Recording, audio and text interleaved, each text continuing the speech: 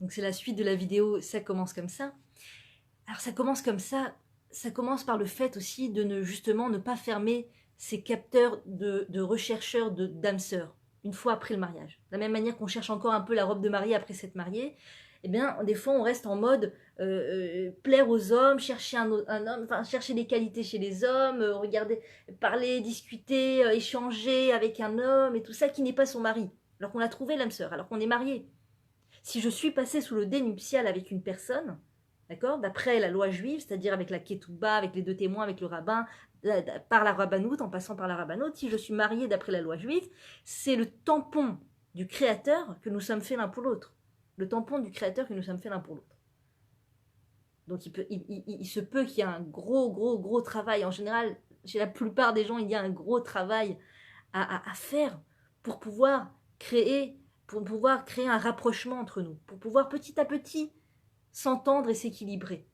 Et c'est pas parce que l'autre m'a l'air hermétique à la communication, à la discussion, à tout ce qui est spirituel, à tout ce qui est débat, que ça veut dire qu'il n'y viendra jamais. Moi, mon beau-père, que Dieu le bénisse, il nous raconte toujours que quand il a rencontré ma belle-mère, il n'était pas du tout à philosopher, c'était pas du tout son truc. Philosopher, parler pas de la vie, pas du tout. Il était technique, il était études, diplôme, ouvrir sa boîte, mais pas philosopher. Et petit à petit, avec les années de mariage, à échanger, à communiquer, à écouter sa femme lui parler, à ce que sa femme fasse des tentatives, à ce que ma belle-mère, Dieu la bénisse, fasse des tentatives, de discuter, de parler, de donner son avis.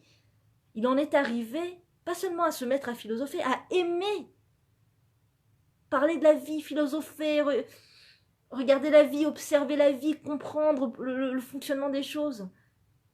J'ai aussi l'histoire d'une femme très chère qui est thérapeute de couple, qui nous a raconté que elle nous dit toujours que son mari est issu d'une maman qui est rescapée de la Shoah et donc qui a vécu dans une ambiance extrêmement lourde de peur et de stress et d'angoisse et de crainte quant à la vie et tout ça. Et quand elle l'a connu, il était 100% de crainte, 100% de peur, 100% de peur vis-à-vis de l'avenir et de la vie et la mort et tout ça. Elle dit aujourd'hui, après des années de mariage, de discussion, de communication, de travail de couple, etc., de prière, elle dit, je peux aujourd'hui affirmer que mon mari est 20% de stress, d'angoisse par rapport à la vie, et 80% de joie, de confiance en la vie, de rechercher à construire et à faire des choses en ayant confiance en la vie. Et donc c'est les années de mariage, c'est à ça que sert le mariage. C'est justement à nous équilibrer, à nous rapprocher par la discussion, par la communication, et encore une déception, et encore une chose sur laquelle on n'est pas d'accord, et encore ça finit dans les aigus et dans les cris et tout ça un petit peu, et puis au final on arrive à se réconforter, à revenir l'un vers l'autre, c'est le principal. Il se peut qu'il y ait une dispute, qu'il y ait des cris, mais le principal c'est de se réconcilier. C'est de se réconcilier. Donc plus vite on se réconcilie, et plus vite on retrouve cette dynamique saine de couple, de vie de couple, cette dynamique saine de construire son couple, de chercher justement à ce qu'il y ait une dynamique qui va plus dans la construction que dans la dispute. Il peut y avoir un certain pourcentage de disputes, il peut y avoir un certain pourcentage de mésententes et tout ça, mais il faut faire en sorte que le plus gros pourcentage de l'atmosphère soit chaleureuse, soit dans l'affection, le fait de demander pardon, de s'excuser, même si on se sent pas coupable, même si on sent à 100% que l'autre est coupable, eh bien se dire que pour la démarche, pour la dynamique, pour le fait que pour que la relation de couple reste saine, demander pardon, faire cette démarche de demander pardon à l'autre. Et plus je fais la démarche de demander pardon à l'autre, même quand je ne me sens pas concernée, eh bien, plus je gagne en maturité, plus je gagne dans le fait en humilité, en humilité, et plus on est humble, plus le couple fonctionne. Et il y a un dicton qui dit en hébreu que quand il y a de l'humilité dans le couple, ça ne peut que fonctionner. Et quand il y a de l'orgueil dans le couple, ça fait beaucoup de disputes. Plus il y a de l'orgueil, plus il y a des disputes. Donc ne pas avoir peur d'abonder en humilité et le fait de baisser la tête, de revenir vers l'autre, pardon, excuse-moi, mes mots ont dépassé mes pensées, je ne sais pas ce que je voulais dire. Bon, au moins on a parlé de ça, j'ai compris ton avis, Bezrat Hashem, on va s'entendre, on va finir par s'entendre, on va finir par trouver une solution, ne t'inquiète pas, ça va aller. Et ne pas avoir peur de parler des choses qui ont besoin d'être discutées. De ne pas avoir peur et voilà. Mais un des trucs qui est fondamental pour permettre au couple de commencer déjà à construire en discutant, en parlant, c'est déjà de fermer ces capteurs qui sont vers l'extérieur, qui sont de regarder les autres hommes, qui sont d'écouter les autres hommes, de se laisser charmer par d'autres hommes. Ça, il faut fermer. Ça y est, on est passé sous le dénuptial. Ça y est, on est marié. Plus une femme se réserve pour son mari, et ça passe beaucoup, beaucoup par la pudeur vestimentaire, la pudeur vestimentaire va ouvrir les portes à la possibilité de construire un couple. Je le dis par témoignage personnel de mon retour vers la pudeur et vers la Torah qu'on n'avait pas au début du chemin de notre couple.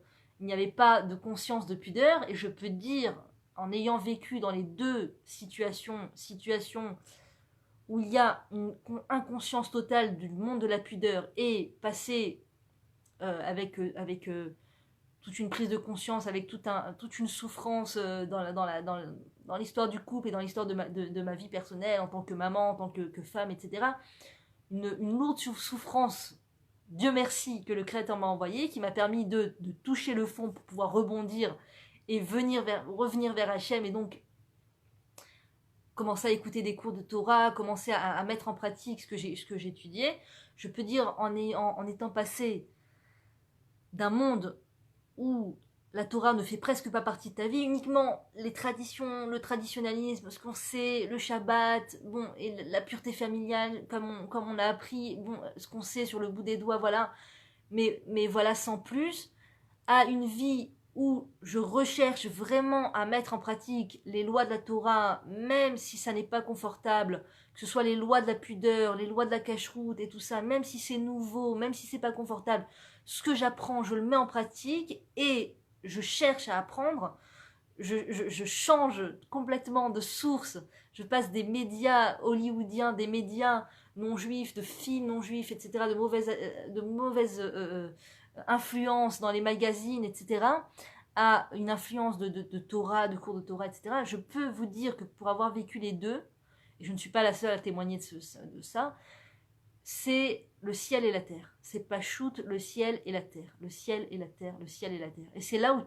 où tu te rends compte vraiment à quel point la réussite du couple est entre les mains du Créateur. Les clés du coffre-fort qui détient la réussite d'un couple, pour qu'un couple fonctionne, c'est entre les mains d'Hachem. Et c'est Hachem qui va décider s'il nous ouvre cette porte ou pas. C'est Hachem qui va décider.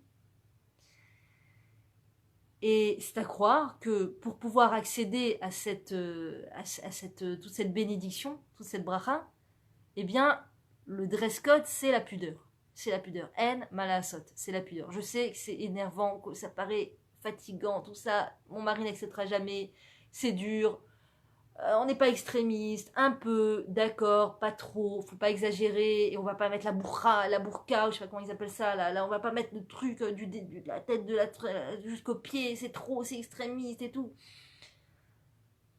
Moi je vous dis entre parenthèses, à chaque fois les gens s'énervent, des fois les gens s'énervent qu'il y a des femmes qui sont trop exagérées au niveau de la pudeur. Moi, à choisir, si je devais choisir entre le fait que mon mari doit voyager dans un bus avec uniquement des femmes inconscientes de la pudeur et des femmes qui sont de la tête jusqu'aux pieds avec un voile noir, je choisirais quand même les femmes avec le voile noir, même s'il y a des gens qui trouvent ça complètement extrémiste et tout. Je ne dis pas, je ne sais pas si c'est ce que le Créateur attend de nous, qu'on soit voilé en noir de la tête aux pieds, je ne sais pas. Je ne sais pas, peut-être que non, peut-être que non, peut-être que c'est vrai, il y a un juste milieu, peut-être. Mais je trouve qu'il n'y a aucun... on ne gagne rien à fustiger ces femmes. On ne gagne rien à jeter la pierre à ces femmes, au contraire. Peut-être que c'est trop pour moi, peut-être que c'est trop pour toi, mais en tout cas, elles sont courageuses. En tout cas, il vaut mieux dans ce sens-là que dans l'autre, on est d'accord. Il vaut mieux dans ce sens-là que dans l'autre. Moi, je peux vous dire que j'étais témoin dernièrement. J'étais dans la rue à une heure un peu tardive et je passais dans un endroit où comme ça c'est très très très pudique là-bas, très très religieux, très voilà. Et il y avait une femme de la tête aux pieds avec ce fameux voile noir où on ne voit rien donc de la femme. Et elle attendait sur le quai du train, du wagon, du tramway, et il y a un homme religieux qui est sorti de là, et c'est à croire que c'était son mari, et il a vu sa femme de loin, donc il est venu vers elle, et il avait un regard pour elle, un regard pour elle. Je sais que c'était un petit peu... ça ne se faisait pas de regarder, mais je ne pouvais pas m'empêcher de regarder. Je regardais avec admiration le regard plein d'amour et d'affection qu'avait cet homme pour sa femme. Alors les gens peuvent dire ce qu'ils veulent. Ouais, elle habillée de la tête aux pieds, en noir, machin, tout ça. J'envie, je suis jalouse. Et je pense que le monde entier, s'il savait vraiment de quoi il s'agit, serait jaloux de cette affection que cet homme a témoigné pour sa femme quand il l'a vue sur le quai. Et quand il est venu vers elle. Et donc il ne l'a pas touchée. Parce que la loi de la Torah, la loi de la pudeur, nous dit qu'un homme et une femme ne doivent pas avoir de rapport physique, ne doivent pas se toucher physiquement, ne doivent pas avoir un lien affectif aux yeux des autres. Ça fait partie du monde du couple. Tout le lien affectif du couple doit avoir lieu dans la maison, devant aucun regard. Ni les regards des voisins, ni les regards des parents, ni les regards des frères et sœurs, ni les regards des enfants. L'intimité du couple, tout ce qui tient à l'intimité du couple doit avoir lieu dans l'intimité uniquement. Donc, cet homme n'a pas mis sa main sur l'épaule de la femme, ni se sont donné la main, ni quoi que ce soit. Donc, aujourd'hui, on peut dire que c'est vraiment, vraiment le médicament de la génération. La pudeur, c'est vraiment le médicament de la génération parce que je ne suis pas du tout témoin de ces choses-là, mais ça arrive à mes oreilles. À quel point aujourd'hui, avec cette mode de la photographie et cette mode de mettre aux yeux de tous l'intimité de son couple, ses vacances, ses enfants, etc. On se photographie et on montre à tous et à toutes, à chacun, les choses qui sont les plus intimes et les plus chères et les plus intimes qu'on a reçues. Donc, en l'occurrence, la vie amoureuse. Il y a une grande mode comme ça, non juive, ce n'est pas du tout juif. Il y a une grande mode qui n'est pas du tout permise par la Torah. D'une femme et d'un homme qui se photographient en train de se prendre dans les bras, de s'embrasser, tout le lien affectif et intime de l'homme et de la femme est mis et jeté comme de la chair à pâté aux yeux de tous. Et ça, non seulement c'est interdit par la Torah, mais il faut savoir que c'est quand on fait ça, quand on expose aux yeux de tous sa relation intime avec son mari, c'est la bracha, on ferme la porte à la bracha, on ferme la porte à la bénédiction. En abracha shora et l'abema chez Samui Minaïn. La bénédiction ne peut pas résider sur ce qui est montré aux yeux de tous. La bracha ne peut descendre, la bénédiction ne peut descendre que sur ce qui est caché des yeux de tous. Quand je montre des photos, même de mon mariage avec mon mari, où on s'enlace dans les bras, où on se prend dans les bras, où on se touche, toutes les photos de ce type, toutes ces photos de ce genre, d'accord, où il y a l'intimité du couple, où il y a le contact physique. toutes ces photos-là, quand je les montre aux yeux de tous, quand je les mets sur mon profil, quand je les diffuse sur toutes sortes de sites et de machins, je ne dois pas m'étonner d'avoir des problèmes dans mon couple ou d'avoir des difficultés dans mon couple de construction, etc. C'est un des plus grands obstacles que l'on se fait à soi-même dans notre vie de couple. Et il y a un grand Yetzer Hara par rapport à ça. Il y a tellement une mode autour de ça, tellement une facilité, les gens sont tombés dans une facilité de diffuser tout ce qui concerne leur intimité. Et comme on dit, plus on exagère dans ça, plus les gens sont applaudis et sont acclamés. Waouh, vous êtes trop top, vous êtes trop chou, vous êtes trop mignon, vous allez trop bien ensemble, vous êtes géniaux, vous êtes magnifiques. Et c'est pas seulement une question de Haïnara. Il y a une question de Haïnara, mais c'est ok. Mais c'est pas seulement la Haïnara, c'est le fait de s'exposer aux yeux de tous.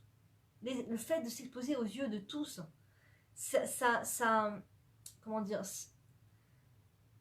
ça pousse les autres à poser l'œil sur ça. Quand personne ne doit être témoin de ça. Personne ne doit être témoin de ça. J'invite les yeux de tout un chacun à regarder ce qui ne regarde que moi et mon mari. Et donc, non seulement je mets un obstacle devant l'aveugle, je fais fauter les autres qui nous regardent alors qu'ils n'ont pas à nous regarder, et je me mets, moi et mon couple et mon mari, en porte-à-faux. J'invite tout un chacun à rentrer dans notre intimité, voilà. Et ça, l'impudeur physique, l'impudeur au niveau vestimentaire, on va le dire à l'envers. La pudeur de la femme, c'est la plus grande ségoulin pour que le couple puisse fonctionner. Pour que le mari puisse commencer à trouver, à se poser les bonnes questions, à être sérieux, à chercher des réponses, des vraies réponses aux vraies questions, et à commencer à comprendre qu'est-ce qui est vraiment bien et qu'est-ce qui n'est vraiment pas bien. Quand la femme juive se réveille et commence à faire des efforts sur sa pudeur, ça prend un certain temps, mais petit à petit, le mari se réveille aussi. Le mari, l'homme, petit à petit, commence à prendre conscience qu'il ne peut pas faire la bise à tout à chacun, qu'il ne peut pas commencer à aller dans des endroits des mauvais endroits où il va regarder des femmes impudiques, en train de faire des choses impudiques, de danser devant les hommes, tout ça. Il va commencer petit à petit à réfléchir à ce genre de choses. Parce qu'il va voir sa femme comme un exemple. Il va voir sa femme. Attends, les hommes ne font pas la bise à ma femme. Elle ne permet pas aux autres hommes de lui faire la bise. Moi, je vais faire la bise aux autres femmes. Et si on lui en parle en plus, si en plus on lui en parle, on le sensibilise sur ces choses-là, petit à petit, ça va rentrer. Je ne dis pas du jour au lendemain. Peut-être que pour certaines, ça sera du jour au lendemain, peut-être.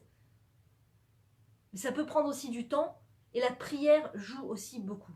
La pudeur de la femme, plus la prière pour son mari, plus la prière du fait qu'il commence à être sérieux, qu'il soit pudique aussi, qu'il ne touche pas d'autres femmes, qu'il ne regarde pas d'autres femmes, qu'il n'ait pas d'œil et d'attention pour une autre femme que sa femme, ça marche. C'est ce qu'il y a de plus puissant, et c'est ça qui va permettre au couple de commencer vraiment à être sur le bon chemin pour se construire.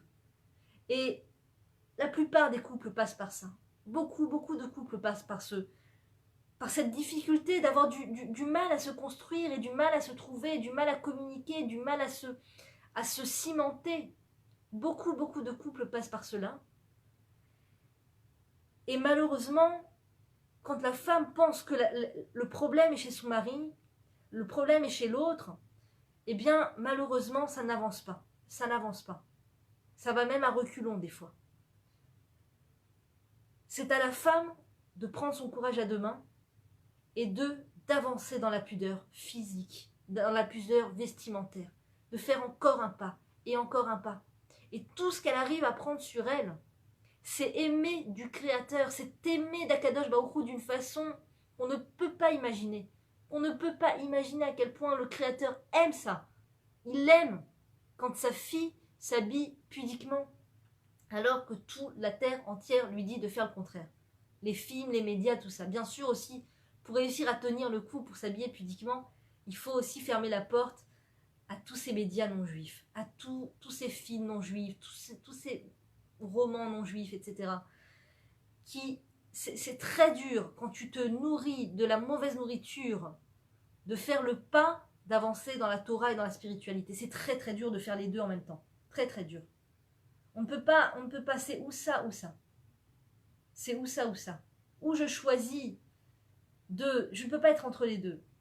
Ou je choisis de bien m'informer, de bien m'influencer avec des cours de Torah, des livres de Torah, et de prendre sur moi et d'avancer. Et là, je fais avancer mon couple et toute ma famille avec. Ou alors, j'ai cette faiblesse d'aller vers ces médias non juifs, d'aller vers ces films non juifs. Allez un peu, qu'est-ce que ça fait? Ça fait pas de mal. Et petit à petit, ça me désensibilise sur la pudeur. Et petit à petit, ça me désensibilise sur la fidélité. Et petit à petit, ça me désensibilise sur le rôle de ma vie. Etc., etc. Et après, on se retrouve tiré vers le bas par toutes ces mauvaises influences. Ça commence comme ça. Ça commence comme ça. C'est ça le titre de la vidéo. C'est que ça commence par juste aller voir des films, juste lire des romans et tout ça. Et au final, on finit par agir de la même façon que ces atrocités qu'on nous montre dans les films d'infidélité, de manque de pudeur et tout ça. Ça commence par les petites choses, juste je vais voir le film, juste j'adore l'actrice, juste j'écoute la musique du film, juste je... Et petit à petit, on finit par agir comme eux, et à copier les non-juifs, à copier les goyim. Et on s'efface complètement, on efface, et c'est ce qui s'appelle Esh Tochalna, un feu qui les dévore. C'est là où le feu dévore le couple. Encore une mauvaise influence, et là il y a un feu qui dévore le couple malheureusement. Tous les couples au monde, tous les couples juifs au monde ont la capacité de faire résider la présence divine entre eux. Il n'y a pas un couple juif au monde qui n'a pas la capacité de faire résider la shrina entre eux.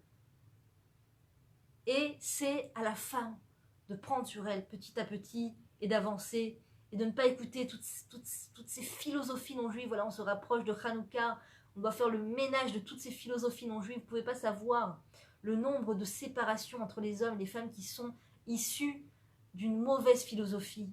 La femme a goûté à cette mauvaise philosophie, à cet arbre de la connaissance du bien et du mal, de ces philosophies qui vont mettre dans la tête de la femme que non, pourquoi c'est à elle de faire le premier pas, et pourquoi c'est toujours l'homme qui rabaisse la femme, et c'est toujours toutes ces images qu'on nous met dans la tête qui nous poussent à haïr le mari, à haïr l'homme, à voir chez l'homme beaucoup de défauts et beaucoup de manques et beaucoup de...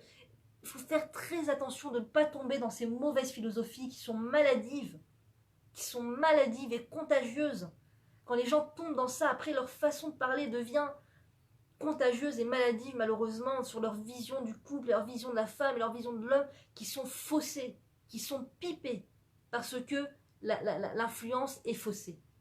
L'influence est mauvaise, comme on dit, tu manges ce que tu cuisines. Ce que tu cuisines, tu le manges. On lit des livres de philosophie qui sont mauvaises. On lit toute philosophie non juive n'est pas bonne à lire. Toutes ces choses-là. Tu trouveras toujours la même chose en cachère, en Torah, en cours de Torah. Tu veux savoir comment être joyeux dans la vie, tu peux le faire en regardant, en écoutant des choses non juives, et tu peux le faire en étudiant la Torah. Tu peux trouver la voie de la joie, étudier comment arriver à la joie en étudiant la Torah, et en mettant en pratique les commandements. Et ça, c'est une réelle joie, ça, c'est une vraie joie. C'est ce qui s'appelle le chemin long, le plus court. Le chemin court, le plus long, c'est celui où tu vas lire des philosophies non juives. C'est court, c'est facile, c'est rapide. 10 conseils pour être dans la joie, 10 conseils pour être au top.